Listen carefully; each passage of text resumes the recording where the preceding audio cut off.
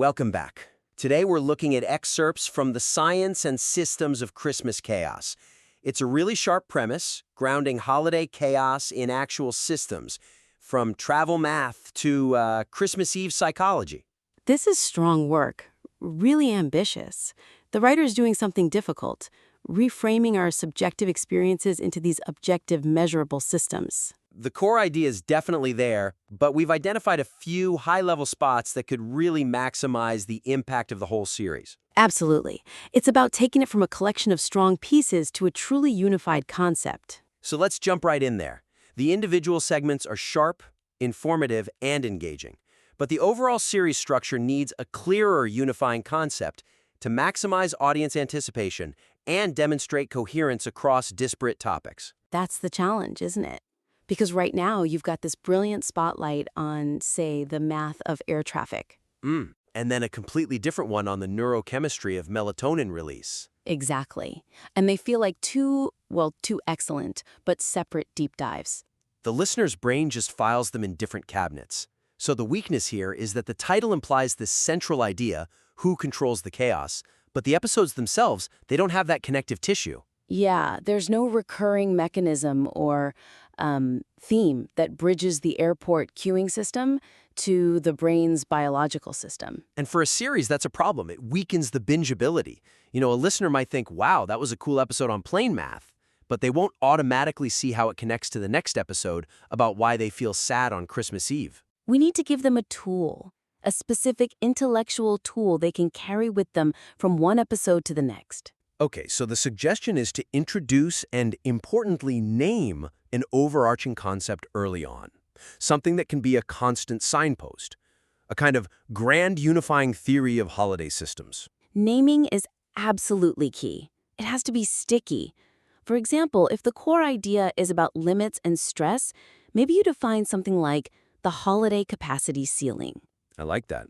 Capacity is a concept that works everywhere, right? Luggage space, runway slots, emotional bandwidth.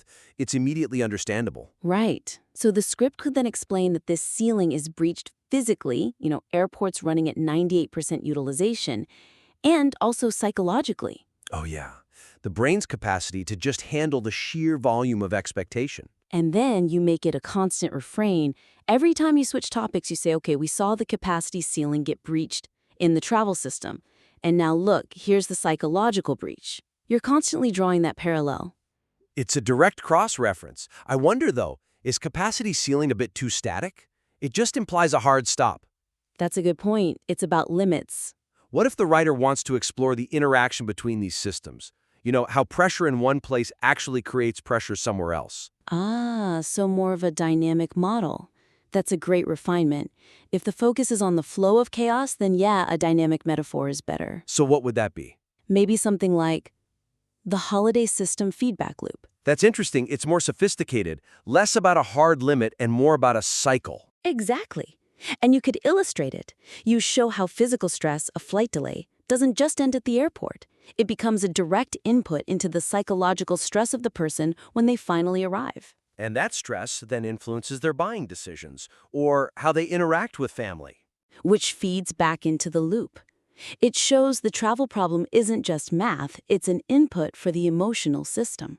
So to put that into practice, the host could say, this feedback loop starts with the airline's math, which then spirals into the psychological stress system we talked about last week. Either concept works, but you have to pick one and really commit to it. That's how you turn great episodes into a landmark series.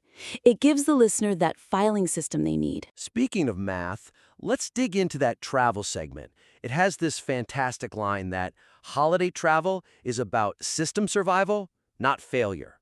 I love that phrase. It's a great hook. But we need to sharpen the why. I agree. To fully support the claim that holiday travel is system survival, not failure, the segment needs to explicitly connect the operational math to the core economic and contractual rationale behind prioritizing certain routes. Right now, the script does a good job of saying what airlines protect. The full planes, the high-profit routes, Christmas Day flights. It's a good operational description.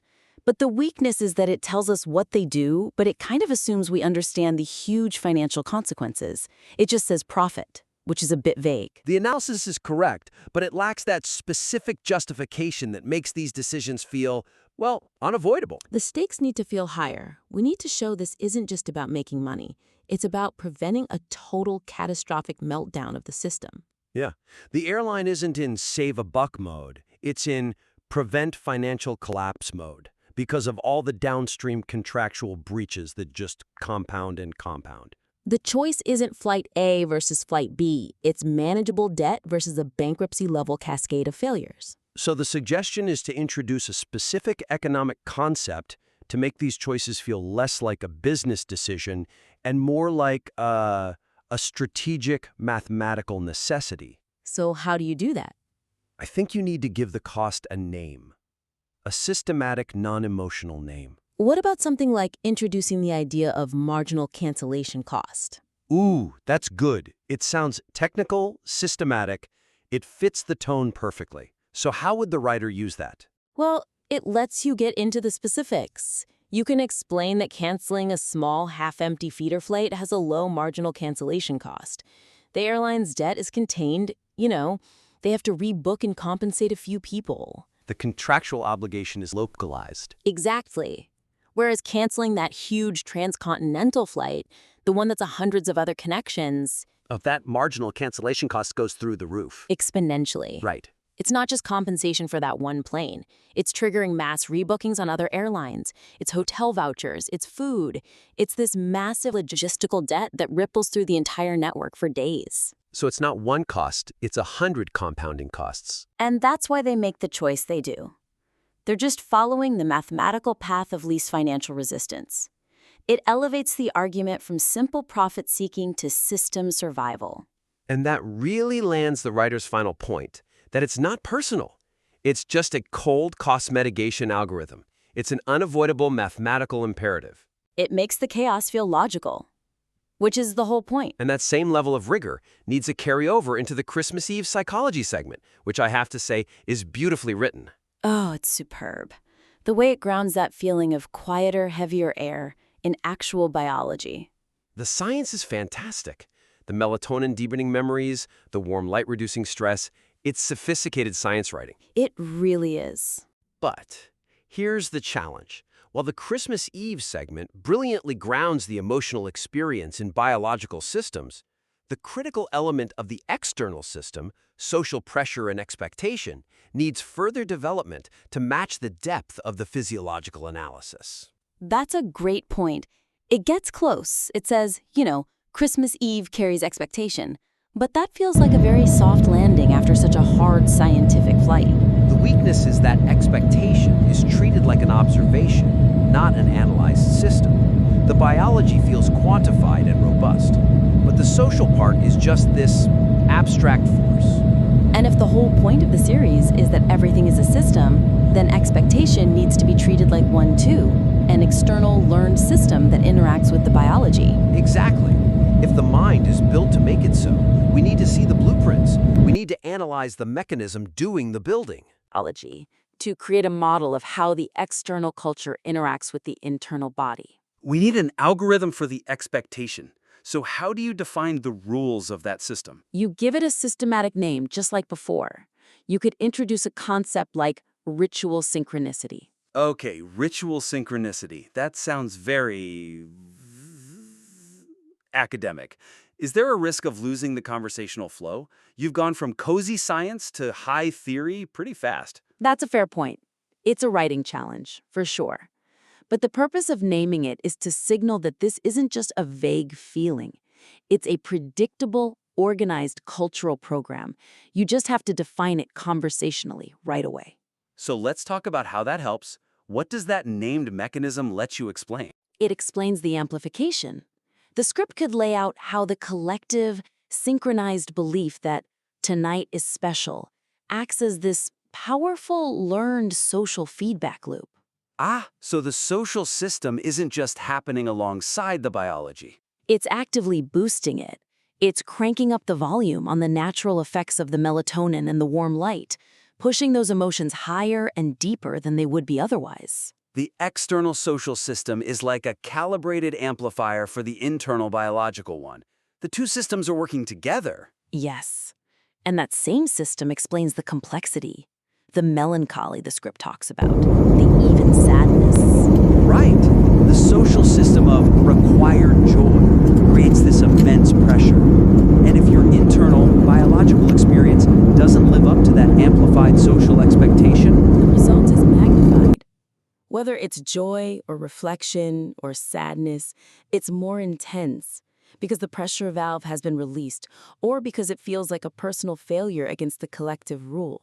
The key is treating expectation not as a feeling, but as a robust cultural mechanism with predictable outputs, just like airline economics. And that's how you get that conceptual parity across the whole series. This is already exceptional material, and focusing on these structural opportunities can really elevate it into a cohesive, landmark experience for the listener. So, to recap, we focused on three main things.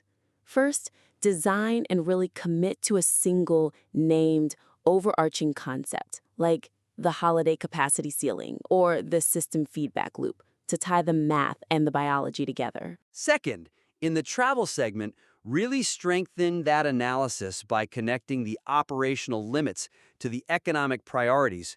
Use a concept like marginal cancellation cost to show that this is about mathematical necessity, not just profit.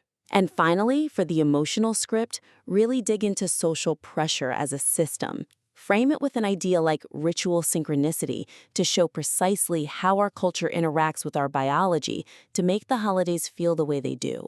Focus on that conceptual interconnectedness. We are genuinely excited to see where this goes, and please submit the revision back to us for a future critique. Keep challenging the material. It's worth it. Until next time.